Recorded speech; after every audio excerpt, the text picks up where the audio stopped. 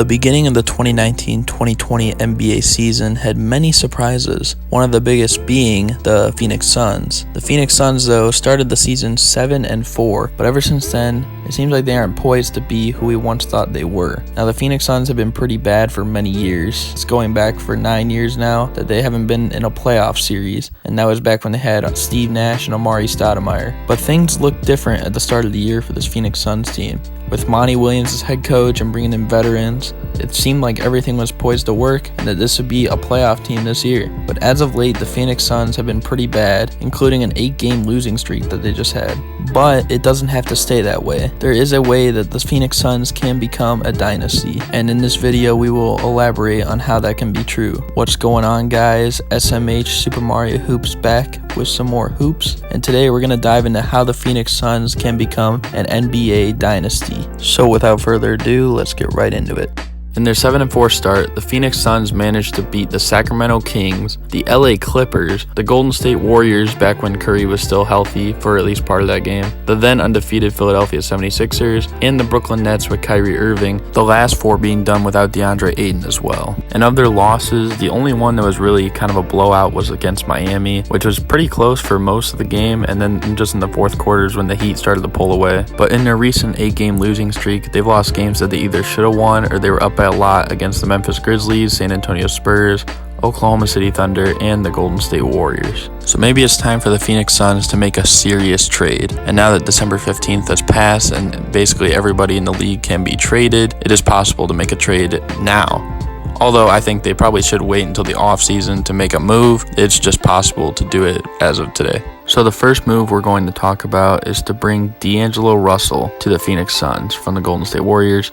Now, D'Angelo Russell, he's been linked to Phoenix ever since the offseason, but with Ryan McDonough out of the front office and James Jones replacing him, we can expect some more splashy moves. I mean, he did bring in Ricky Rubio and Aaron Baines in the offseason, drafted Cam Johnson and Ty Jerome as well. A trade would most likely consist of D'Angelo Russell and Alec Burks to the Suns, along with Kelly Oubre, Aaron Baines, Dario Saric, and Elie Okobo to the Warriors. Then I put a 2021 first-round pick swap and swap best for the Warriors, because just to add a little bit more incentive on there. Now, I know most Suns fans do like Kelly Oubre, but it is for the dynasty to form with D'Angelo Russell. And the one catch may be that if this trade doesn't go through in the middle of this season, then instead of Dario Saric, it might have to be replaced with Frank Kaminsky. Also, don't hate me, Warriors fans, but I just find it comical with Aaron Baines being included because of the whole Steph Curry hand injury situation. But in a time where the NBA is full of a bunch of duos, wouldn't it just be overpowered to form a big three? And if there was just someone who was maybe linked to the Suns that could be in that big three, how about Karl-Anthony Towns? A guy often seen as Kevin Garnett and Kevin Love were, both players who were stars for the Minnesota Timberwolves and were inevitably traded just because they were star big men that didn't belong on a not so great organization. No offense, Timberwolves fans. But the trade would most likely consist of Karl-Anthony Towns along with Josh Okogie going to the Phoenix Suns and sending guys like DeAndre Ayton, Ricky Rubio back to Minnesota, Cam Johnson, and Mikal Bridges both to the Timberwolves, and also would probably include 2 future first-round picks to try and make it more enticing for the Minnesota Timberwolves to actually accept the deal, considering Karl-Anthony Towns is a star after all. Now, I'm sure at this point some of you are wondering why Phoenix is the destination that this could all go down to be a dynasty, rather than probably, Minnesota or Golden State, and I'll explain that. In the case of the Minnesota Timberwolves, most of their success has kind of come through Karl-Anthony Towns and Andrew Wiggins, and to a lesser degree, some games from Jeff Teague and Robert Covington this year, whereas the Phoenix Suns have Devin Booker and a plethora of guys around them, Aaron Baines, Ricky Rubio, Kelly Oubre, DeAndre Ayton when he's healthy. As for the Warriors, they kind of already have a core. I mean, their big three just won 73 games just a few years ago, and they will still be title contenders even if they can't get to that 73 win mark yet again. As for the other 27 teams, you rarely see teams form big threes by them all joining up to the same team, so it seems like it has to be one of these 3 teams that could initiate a way to bring this trio together.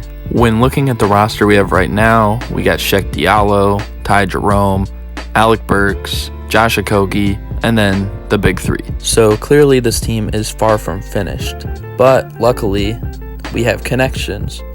Yes, there are connections. GM James Jones and Coach Monty Williams both have ways to reach out to certain players. For current or recent NBA players that James Jones played with during his tenure in the NBA, many of them are either about to retire or just don't really fit the Suns team, but there's probably two that stand out. Mario Chalmers, who was a solid catch-and-shoot player and a pretty solid defender with the Miami Heat back in the Big 3 days, and also Iman Shumpert, who was a really good defender and not a bad catch-and-shoot player either. So I feel like both of those players could be really good assets to a Phoenix Suns team next year. And yes, I know it has been some time since Mario Chalmers has played in the NBA, but he has been looking to make an NBA comeback over the summer, and I feel like he would just really fit what Monty Williams is trying to create in Phoenix. Speaking of Monty Williams, he has some connections as well. This is a list of players that he could be looking to try and acquire over the summer. There's a few that really stick out to me. The first one being Al-Farouq Aminu, who is a solid 3-and-D guy, not so much 3, but mainly defensively, and he could give the intensity that Monty Williams is trying to look for. You also have Mike Muscala, who's a pretty good 3-point shooter, not the greatest defender, but regardless, still a big body down low. And then Dion Waiters could be a really interesting one. Now, I know the whole Dion Waiters situation that has been going on has been crazy, so many people probably aren't looking to sign him. Some people think his career is over. But over his career, he's averaged double-digit points per game almost every single year except 1 year with the Thunder, and he averaged just under 10. And yes, it has been low efficiency as well, but that's kind of been what Lou Williams and Jamal Crawford have done for their careers. So I don't see why Dion Waiters couldn't come to this team, possibly give him 10 points off the bench. Could be a really good spark plug for them. And who knows, it might just save the longevity of his career as well. But there still is a few roster spots on this Suns squad that need to be filled out, which is what leads us to the 2020 NBA free agency period. Now, they're not going to get any superstars like Anthony Davis or anything like that, but we could look at some solid role players that could also fit the system that Monty Williams is trying to employ.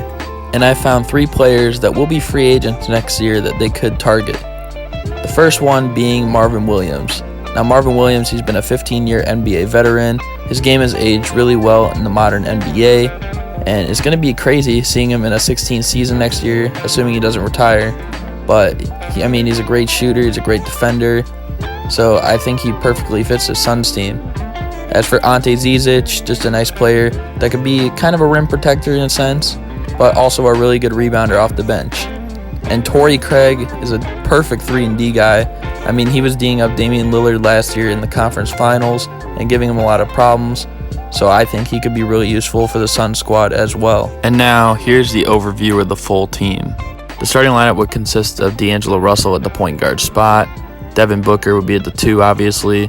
I have Torrey Craig starting for them at the small forward. Al-Farouq Aminu could be the starting power forward for his defense. And then Karl-Anthony Towns, we all know, is the center. Now off the bench, you have Ty Jerome, who will be in his second year, have a little bit more experience under his belt. Alec Burks, who's a solid scorer off the bench, could give you 10 a game. Josh Okogie, a really solid defender. Marvin Williams could also give you about 10 a game off the bench. Mike Muscala, a solid 3-point shooter off the bench. And then Mario Chalmers could give you playoff experience too. Dion Waiters can go off any given night. Iman Shumpert's a really good 3-and-D guy. Sheck Diallo is pretty athletic and not a bad defender. And Ante Zizic is a really good rebounder too. Now, I also would like to point out the strengths and weaknesses of this team. Now, the strengths could be floor spacing, obviously, really good shooters in the starting lineup, besides Al-Farouq Aminu, and some off the bench too. Solid depth, because you have 3 or 4 guys that can give you 10 a game on any given night. Experienced veterans, most of the team would consist of a bunch of vets, especially in free agency. Coaching, we all know that Monty Williams is a very solid NBA coach. Team chemistry, that all relies on the big 3 of D-Lo, D-Book, and Karl-Anthony Towns. They've been friends for a long time.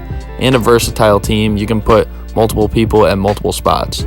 Now, some weaknesses are rebounding issues, because outside of Karl-Anthony Towns, not anyone else is going to get heavy minutes. That's really great rebounders. Maybe Zizic gets some here and there. And defensive capabilities. The backcourt is not the greatest defensively. D-Lo and Devin Booker would have to step up their games. I know Booker has this year, but D'Angelo Russell would have to get a little bit better. And also some of the guys off the bench too. If I had to put predictions on it, I would say this team would win at least 57 games next season, would get to the conference finals next year, and over their complete tenure would win at least 2 championships together. I hope you guys did enjoy this video. If you did, be sure to like, comment, and subscribe. Let me know if you think the moves that I made were realistic, because I tried to follow the cap space that they had, and also, you know, obviously they all have connections together, so I think it could be possible. But let me know down below if you think that this is possible, just in your guys' opinions. But I think that's going to do it for me, and I'm out. Peace.